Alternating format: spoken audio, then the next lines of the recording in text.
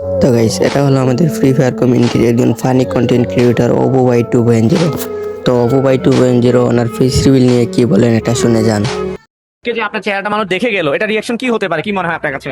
আসলে অনেকদিন ধরে সবাই চিন্তা করতেছে যে ভাই আপনি কে, মানে আপনাকে একজাক্টলি আমরা চিনি না, কিন্তু আপনাকে যা শুনতেছি।